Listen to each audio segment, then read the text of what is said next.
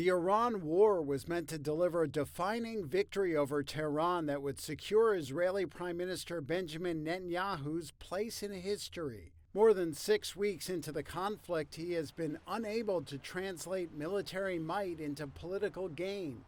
That's according to surveys cited by Nimrod Nir, a political psychologist at the Hebrew University of Jerusalem. The vast majority of Israelis believe that this war is a failure. Only 10% perceive it as a significant success versus 30%, over 30% that perceives it as a complete failure.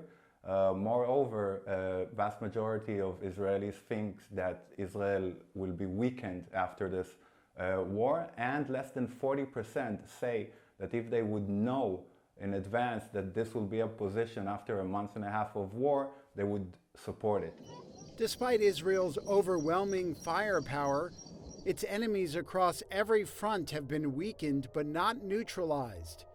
Even after heavy Israeli-U.S. airstrikes and the loss of senior leaders, Iran remains defiant. Tehran's nuclear stockpiles endure. Its missile capability is now proven, and it holds sway over the Strait of Hormuz, the artery for a fifth of global oil flows. Palestinian Islamist militant group Hamas has not been disarmed or dismantled in Gaza, and Iran-backed Hezbollah continues to fire rockets in northern Israel from Lebanon. However, Netanyahu is pressing ahead. The campaign is not over yet, but we can clearly state that we have historic achievements. I want to remind you where we were. Iran tried to strangle us. Hamas in Gaza, Hezbollah in Lebanon, Assad regime in Syria, the militia in Iraq, the Houthis in Yemen, Iran itself. They wanted to strangle us, and we strangled them. They threatened us with destruction, and now they are fighting to survive. We affected them, and we have more to do.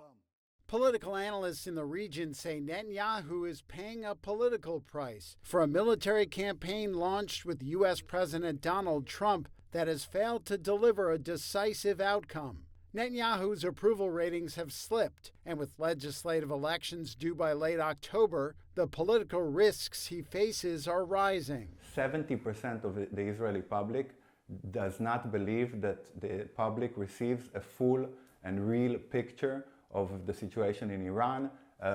Less than 15% believe Netanyahu when he says that Iran is weaker than ever, and there's a complete distrust, even among who are government loyalists in whatever the political and security echelon are conveying, and we haven't seen such figures since October 7th. Netanyahu's office did not respond to a Reuters request for comment. The prime minister has criticized those who he said were diminishing Israel's achievements in Iran, saying Israel has emerged stronger and Iran weaker.